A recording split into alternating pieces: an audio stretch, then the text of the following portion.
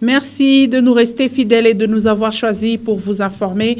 Bienvenue, mesdames et messieurs, à cette nouvelle session de nos informations à la une de cette édition du journal Chérubin Okende. En ce moment, au Palais du Peuple, le ministre des Transports, Voies de Communication et des Enclavements y est pour répondre aux préoccupations des élus du peuple. Ce membre du gouvernement, Jean-Michel Samalou Condé, est visé par une motion de défiance. Et à Lubumbashi, nous parlerons de ce présumé voleur du quartier Kamatete déféré ce mercredi devant les instances judiciaires. Pichen Teta Ilunga serait un récidiviste arrêté à plusieurs reprises pour vol. Il a été présenté au bourgmestre de la commune annexe avant d'être acheminé au parquet général de Lubumbashi. Une fois de plus, bienvenue à cette édition du journal qui commence par cette nouvelle qui nous vient de Londres. Le président de la République, Félix-Antoine Tshisekedi Tshilombo, a été reçu ce mercredi au palais de Buckingham en Angleterre. Rien n'a filtré de ce tête-à-tête près d'une heure entre le chef de l'État congolais et le souverain de la couronne britannique Charles III, le nouveau diplomate britannique. Retenez que le nouveau diplomate britannique avait par ailleurs fait part de leur intention de raffermir les relations bilatérales entre Kinshasa et Londres. C'était lors de la présentation des lettres des créances dans la capitale. Je l'ai souligné au sommaire de cette édition du journal. Chérubin Okende, ministre des Transports, Voies de Communication et des Enclavements, est présentement au Parlement congolais pour répondre aux préoccupations des élus du peuple. Le ministre Okende est visé par la motion de défiance. Selon les signataires de cette motion, ce membre du gouvernement Sama a montré ses limites dans l'exercice de sa fonction. Ce mercredi, au Palais du Peuple, Chérubin Okende est serein. Il se dit avoir le devoir de rédévabilité vis-à-vis de l'Assemblée nationale. D'un ministère à un autre, le ministre des Sports, Serge Tshembo Condé, toujours en séjour officiel dans la province du Haut-Katanga, précisément dans son fief électoral, le Sakania. Le ministre des Sports a posé quelques actions en faveur de la communauté vivant dans ce territoire. Il s'agit d'un funérarium et des équipements pour le personnel médical. Suivez ce reportage. Poursuivant son séjour dans son Sakania natal, le ministre national des Sports et Loisirs, Serge Nkondé, a démarré sa journée du mardi 18 octobre par une messe d'action de grâce à la paroisse Saint-Dominique Savio, où ce dernier avait d'ailleurs reçu son premier sacrement pendant son enfance comme chrétien catholique. Accompagné des membres de sa famille ainsi que de son cabinet, Serge Nkondé a remercié les fidèles de sa paroisse pour le soutien inconditionnel lui apporté.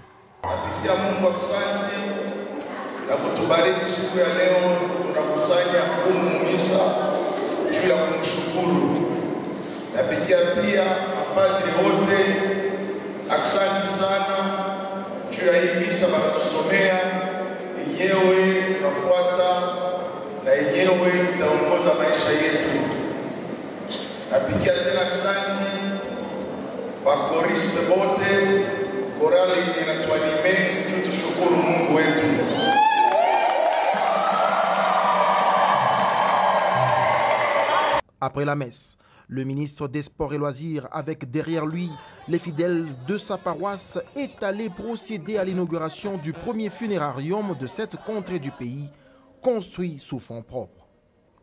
Capable d'accueillir plus ou moins 700 personnes, ce magnifique cadre permettra des moments de recueillement à l'abri des intempéries de toutes sortes aux familles éplorées.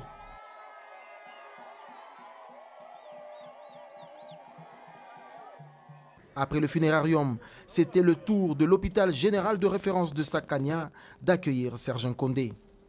Là encore, et comme dans ses habitudes, le ministre des Sports et Loisirs n'a pas manqué de laisser ses empreintes. Cette fois, c'est le personnel médical qui a bénéficié de la générosité de leur élu, qui a fait un don d'un lot important de blousons, surblouses, sabots médicaux et champs stériles pour les nouveau-nés. Visiblement ému, le docteur Lionel Mukonde Kisala, médecin directeur de l'hôpital général de référence de Sakania, où est né un 25 décembre le ministre des Sports et Loisirs Serge Kondé a manqué de mots pour remercier le bienfaiteur. Merci au nom de tous les agents. Nous disons sincèrement merci pour le don que nous recevons présentement. Notre anesthésiste est très content parce que je vous ai dit déjà là-bas qu'on avait un problème par rapport au tenue. Le fait que vous nous renouvelez, c'est vraiment une très bonne chose, que Dieu bénisse. Merci. Pour les bottes et tout ça, nous vous disons sincèrement merci.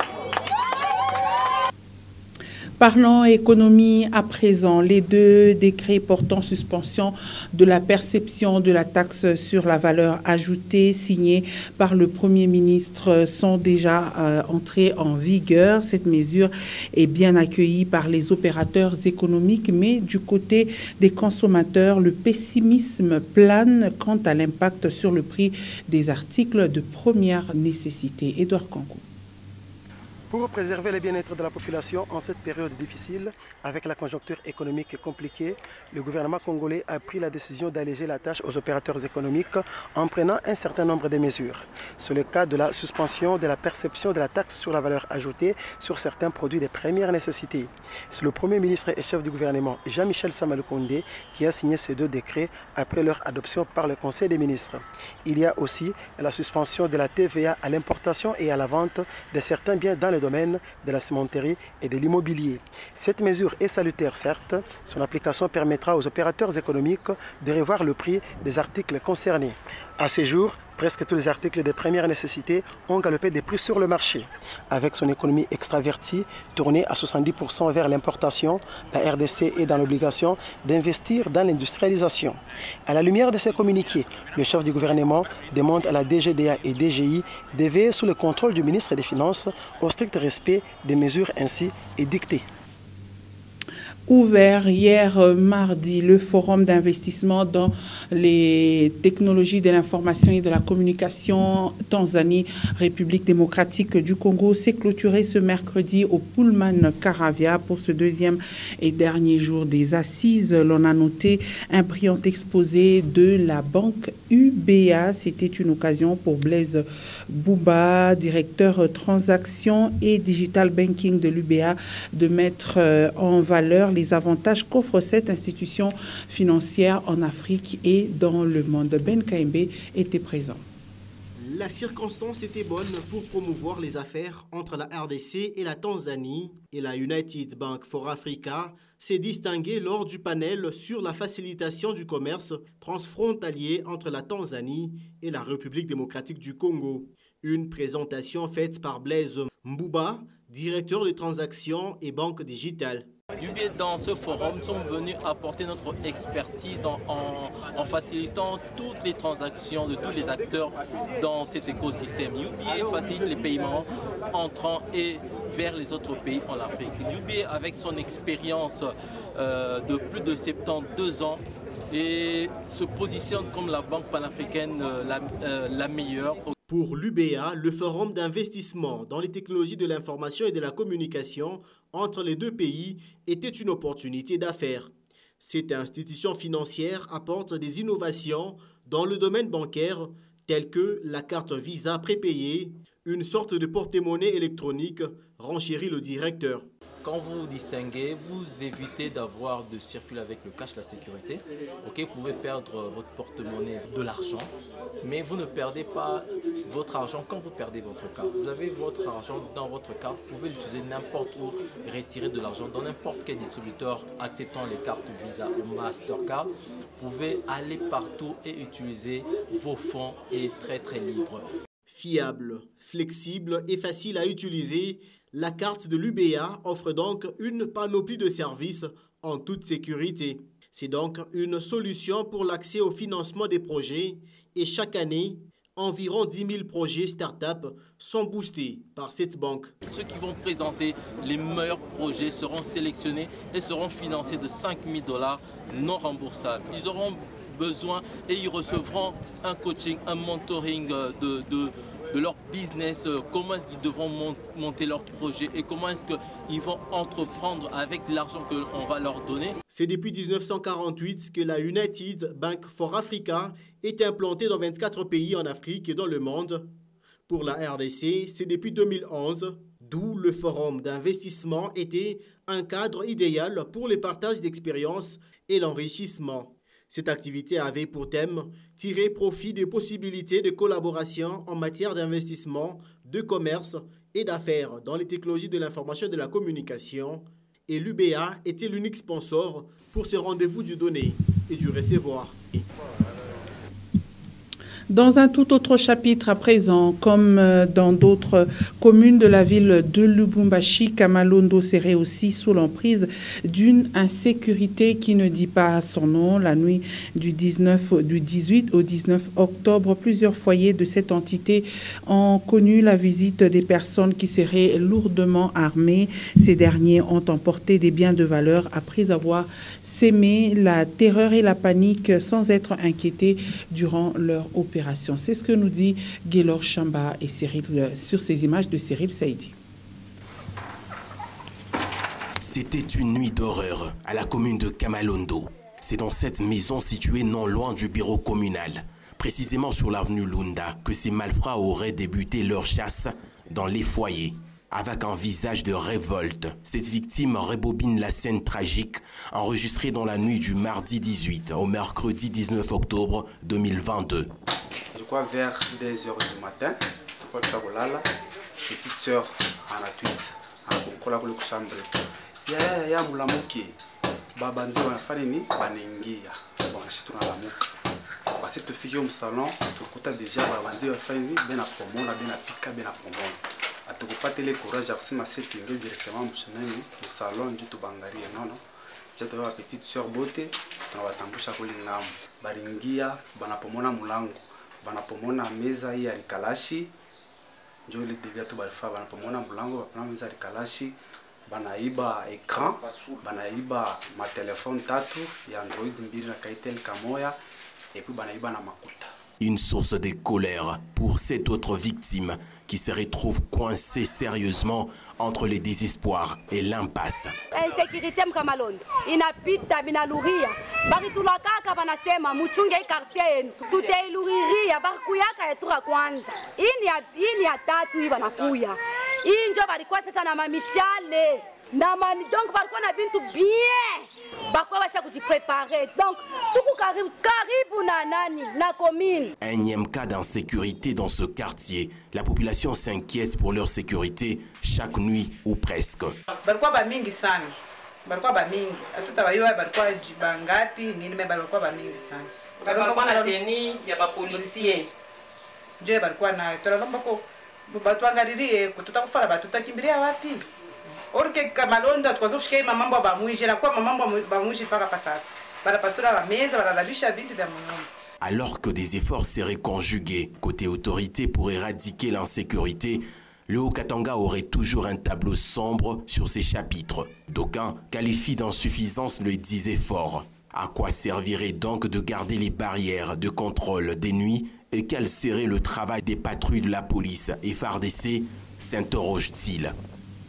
Et les cadres de base du quartier Kamatete ont présenté un présumé voleur ce mercredi 19 octobre au bourgmestre de la commune annexe. Ce dernier est accusé de vol et menace de mort dans ce coin de la capitale cuprifère, répondant au nom de Teta Ilunga Pichen Soulema. Ce présumé voleur ne serait pas à son premier forfait de la commune annexe. Il a été transféré au parquet général de Lubumbashi. Une fois de plus, Gaylor Chamba. Teta Ilunga Pichen Soulema, c'est bien lui le présumé voleur et semeur de troubles au quartier Kamatete situé dans la commune annexe. Ce mercredi 19 octobre 2022, il a été présenté devant l'autorité de cette municipalité, Rémi Moussinsé, par le cadre des bases et quelques agents de l'ordre.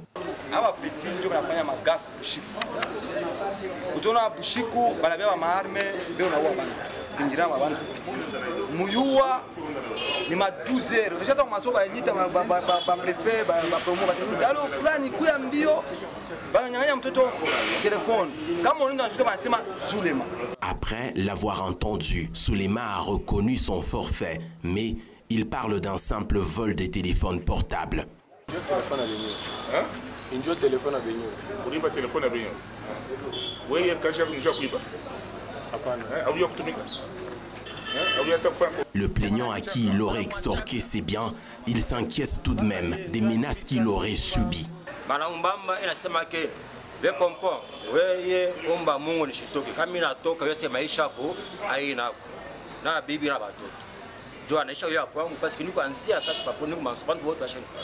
Pour Rémi Moussensé, la justice doit être appliquée dans toute sa rigueur. Affaire à un grand criminel de grand chemin.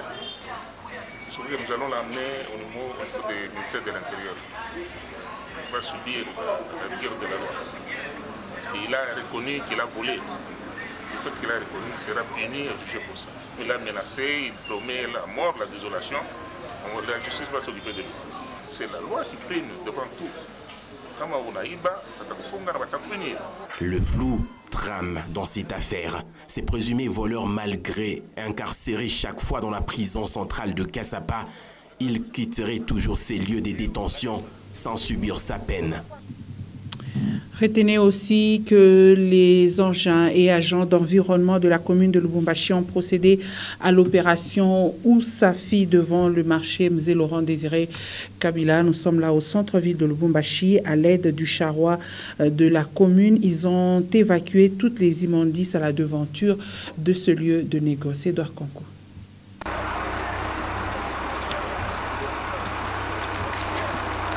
La devanture commerciale du marché Mzé Laurent Désiré Kabila a fait l'objet d'une vaste opération d'assainissement l'avant-midi de ce mercredi 19 octobre 2022. Les engins de la commune de Lubumbashi, agents d'environnement et ouvriers de cette municipalité étaient tous à l'œuvre pour rendre salubres ces lieux de négoce. 2 bacs à ordures remplis de déchets ont été vidés et chargés dans les camions bennes pour une éventuelle évacuation. Le souci de la commune de Lubumbashi est de redorer le blouson d'antan de ce marché qui autrefois était réputé pour sa propreté. Cette devanture est souvent utilisée comme lieu de dépôt et transit d'ordures et immondices, ce qui perturbe la circulation des véhicules sur cette route, d'où l'importance de la présence d'un agent de l'ordre pour réguler la circulation. Cette opération est à encourager vu que l'assainissement de la ville de Lubumbashi pose problème à tous les niveaux. Aujourd'hui, les sites de transit d'immondices sont devenus très nombreux à Lubumbashi et l'environnement est presque menacé.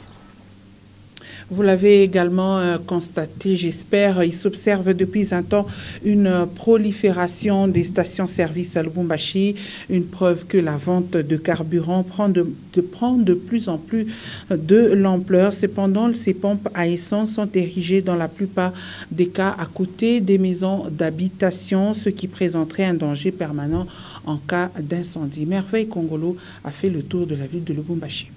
Actuellement, presque chaque avenue de Lubumbashi compte au moins une station-service. Ces dernières sont construites non loin des maisons d'habitation, des écoles et autres lieux publics. À ce jour, plusieurs personnes pensent directement aux dangers qui guetterait la population suite à ce qu'ils appellent prolifération des stations-service. Le danger de cohabiter avec les produits pétroliers est qu'à n'importe quel moment, tout peut prendre feu, comme c'était le cas le lundi dernier dans une station-service au quartier Gras dans la commune annexe. Des précautions pour éviter le pire, l'une des recommandations faites les plus souvent par la population au gouvernement. Pour l'instant, l'hydrocarbure est l'un des secteurs qui semble prendre de l'ampleur dans plusieurs quartiers. Et nous terminons ce journal par le sport. Éliminé de la Ligue des champions africains, le tout-puissant Mazembe a réussi son entrée en Ligue nationale de football. Les Corbeaux ont battu les bombardiers de l'US Panda ce mercredi sur le score de 3-0 au stade TP Mazembe de Kamalondo. Les protégés de Moïse Katumbi et Chapoué empochent leur première victoire en Linafoot. Encore Pueto. Oublier l'élimination en Ligue des champions africaine face à Vipers était sans doute l'objectif des Corbeaux face à l'US Panda. Pour sa première avec les TP depuis son retour, Pamphile Miayo et son groupe ont été réalistes. Les Corbeaux se sont imposés 3-0 face aux bombardiers d'Elikassi. Zemanga Sosé a ouvert le score à l'entame de la partie en effaçant les gardiens Kabea. Ngimbi qui récupère encore ce ballon. Ah, c'est magnifique ce ballon de Ngimbi. Et le dribble qui est passé. Et, ça fait 1-0 pour le TP. Il sera imité en deuxième période par Wilfried Kaya rentré en cours de jeu. L'attaquant inscrit son premier but officiel avec le tout-puissant match. Et c'est Wilfried Kaya. C'est Wilfried Kaya qui marque ce deuxième but du tout-puissant Mazembe Anglebert. Ils l'ont cherché les Corbeaux. Renford Kalaba sera le dernier buteur sur penalty obtenu par le Zolocita. Kabea, Renford Kalaba qui met en pleine lucarne. Pleine lucarne, ça fait 3-0 pour le TP. Il est parti du mauvais côté à Kabea. Les hommes de Pamphile Miayo s'imposent pour leur début en Ligue nationale de football avant la poursuite de ces championnats. Et ça sera la fin et 100 ans additionnel. La fin de cette partie et victoire du TP Mazembe. Par cette note se referme cette édition du journal. Merci, mesdames et messieurs, de nous avoir suivis. Retenez que l'actualité se poursuit sur www.nyota.net. Restez en compagnie de nos programmes. Surtout, prenez soin de vous et de vos proches.